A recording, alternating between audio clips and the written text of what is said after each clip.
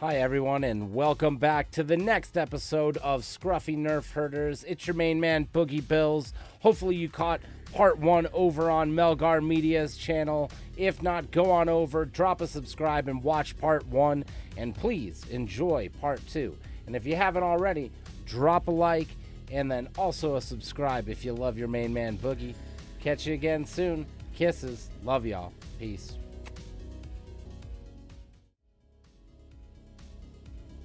Well, you know, as we all know, roller coasters got to roll to the bottom before it can climb to the top again, and I think that's what we're seeing throughout this. You know, I mean, Obi-Wan is coming back, and he's getting there. You know, I mean, I think we forget sometimes that he's been brutalized by the Force in every aspect. Like when we first see Obi in Phantom, you know, he is with Qui-Gon, and he's had it rough up until then. You know, he wasn't performing very well as a Jedi, wasn't going to make the cut, and then went on with Qui-Gon, you know, and then is gonna eventually do the trials later on, but then has to train Anakin, and then quote unquote fails, and it has to murder him. Then finds out he fails at that too. You know what I mean? So he's got a lot of rough, and he just comes back, and he's like, you know what? This is what I got to do. So he's just the ultimate, like, I'm going to do this because the Force is guiding me. This is what it's telling me to do. He's like the ultimate guardian, in my opinion, of the Force. And, like, that's where I think Qui-Gon will make the connection, because Qui-Gon was connected to the living Force. But I think Obi-Wan is also connected in the same way to the living Force. It's just at this point, it needs a guardian. That's why we're seeing Obi-Wan in this amalgamation that we do, and hopefully that's going to coalesce in us getting to see Qui-Gon Jinn in this Force Ghost form to Obi-Wan. It makes sense. That's when we know we're going to see it. It's going to be beautiful. We know that it's already come up with, you know, at least hearing it with Yoda, so I'm excited to see that. You know, upon seeing that in the Inquisitor spot and that whole stasis area, it was just crazy to watch Obi-Wan go through there and just feel that pain. You know, we see Tara Sinube, the kind of the Jedi detective type. Yeah, kind of a cool character and stuff, and he's in there. A couple other ones, you know, maybe Roken's wife. We don't know if she was immediately taken out by the Inquisitors. We do know she was a Force sensitive. We do know that she could possibly be down there. There are some candidates.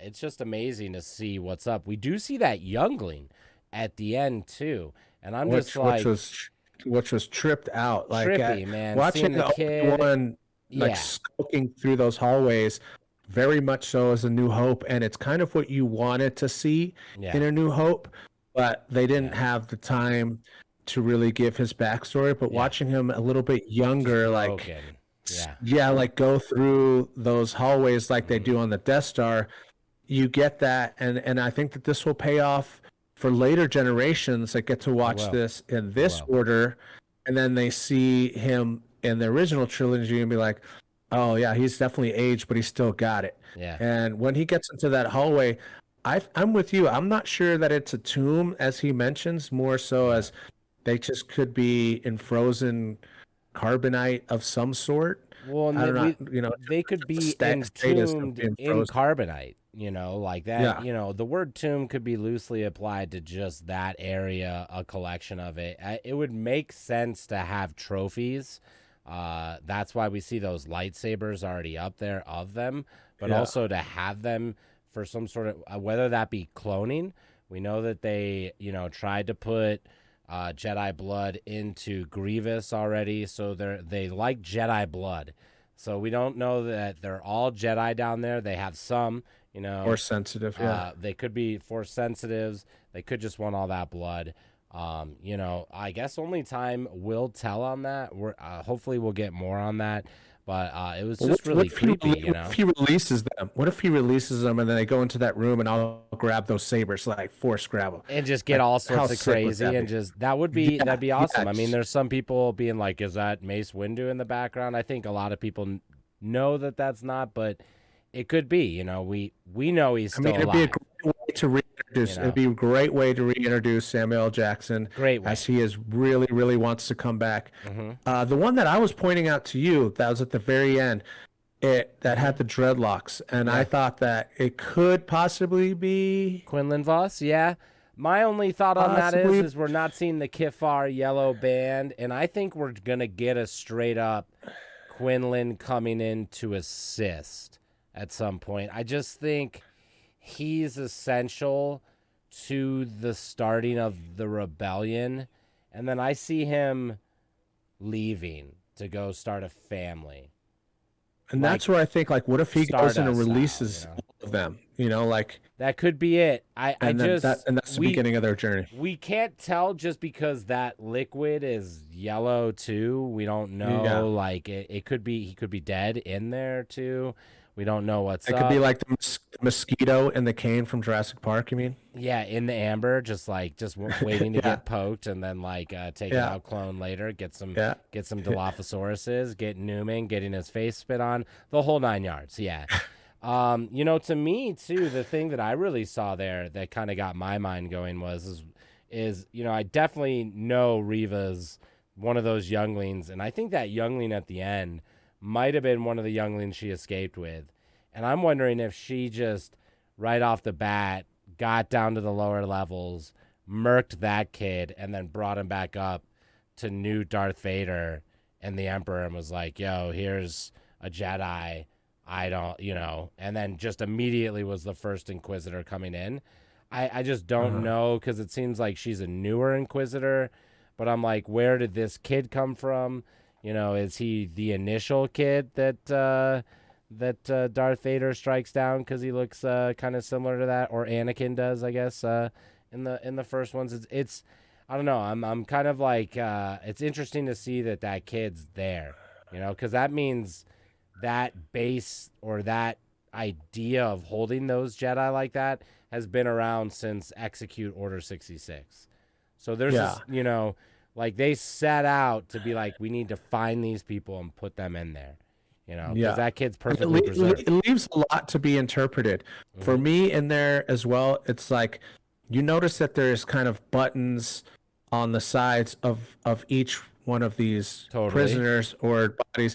So for me, it's kind of like reminiscent, obviously, of the frozen carbonite, because they're getting kept in a stasis. But then again, it could just be to keep the body in a sort of stasis. It could be one where they're alive and aware and in a tortured state too.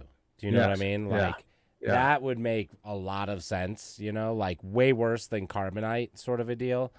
Like I could see that your mind is trapped. Yeah, and they're able to just go in and just read their minds to try to find out other ones.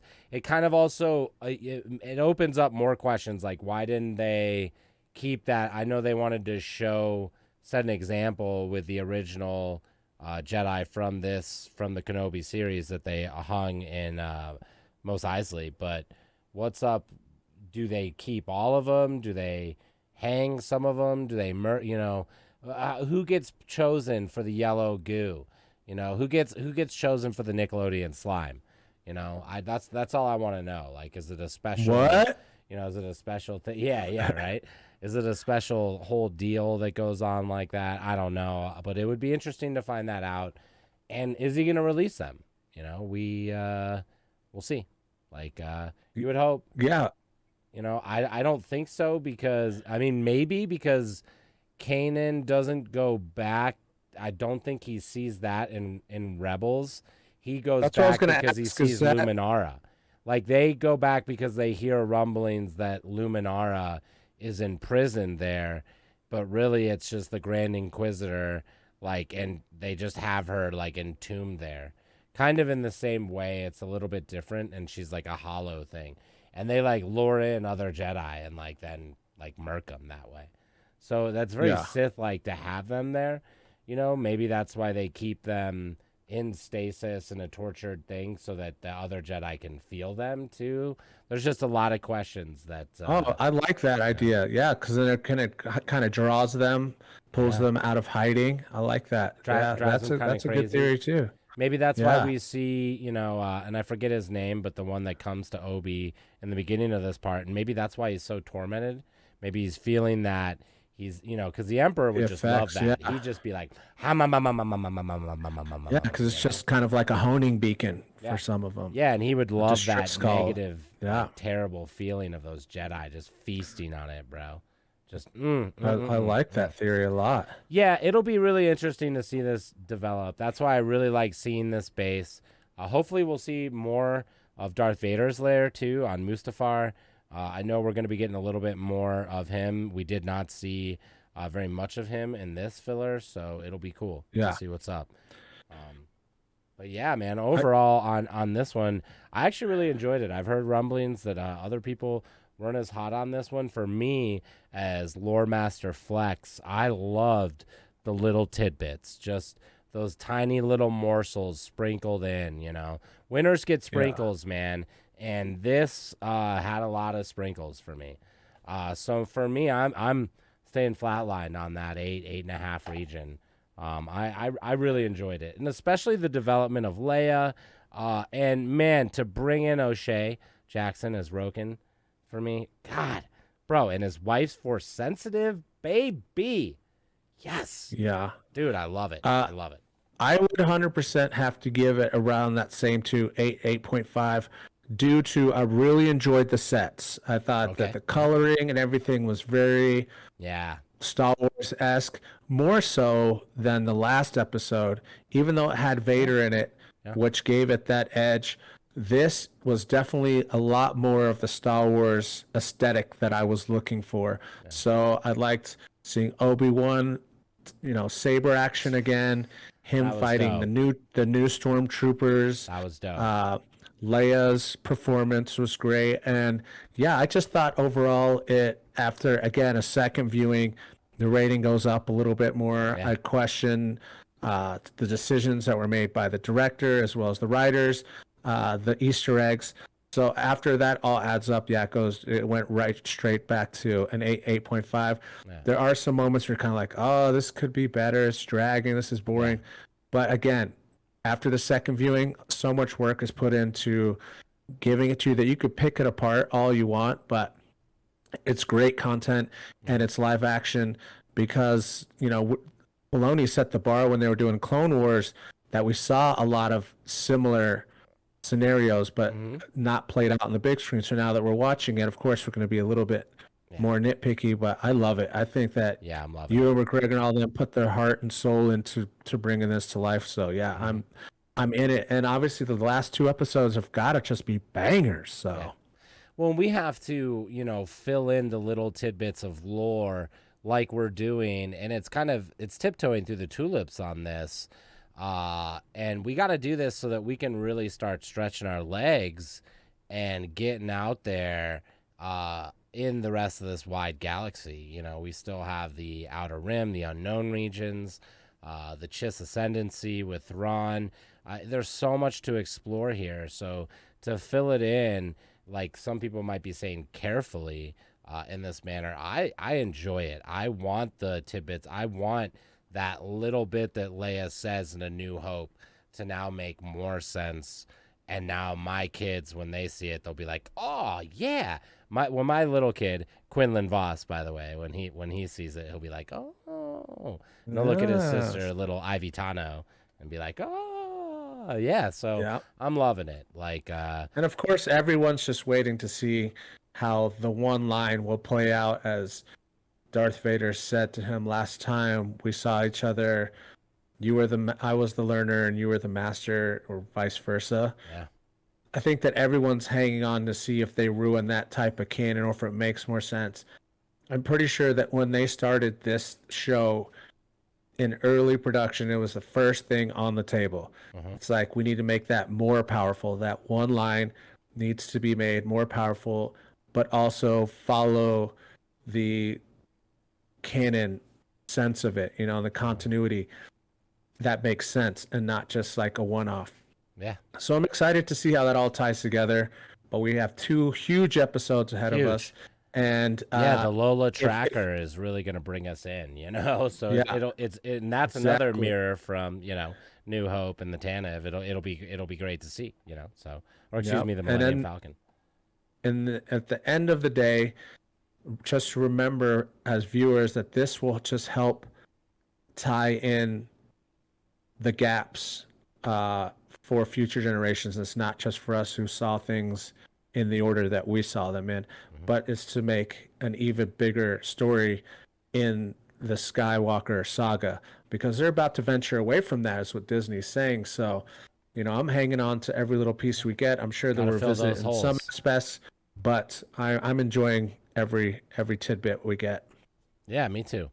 Me too. I'm loving it. It's good to see how Obi gets, the crap kicked out of him and a little bit beat up, and how he's also getting his mojo back now. I love these, little side quest stories.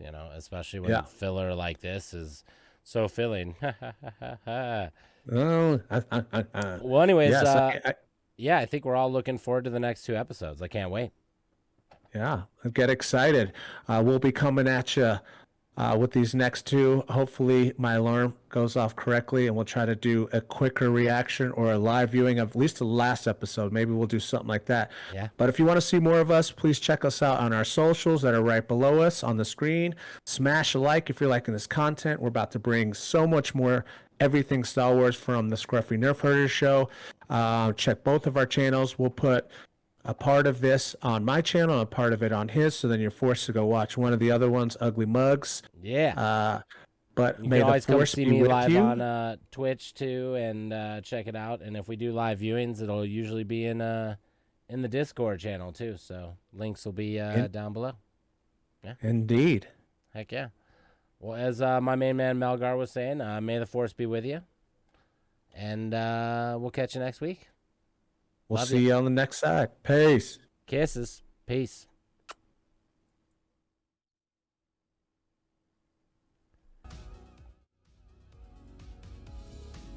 What's up, everyone? I really hope you liked that video. If you did, please make sure to smash that like button and also drop a subscribe. Tune in next week for the next episode of Scruffy Nerf Herders. Much love from your main man, Boogie Bills. I'll check you next time. Kisses, y'all. Peace.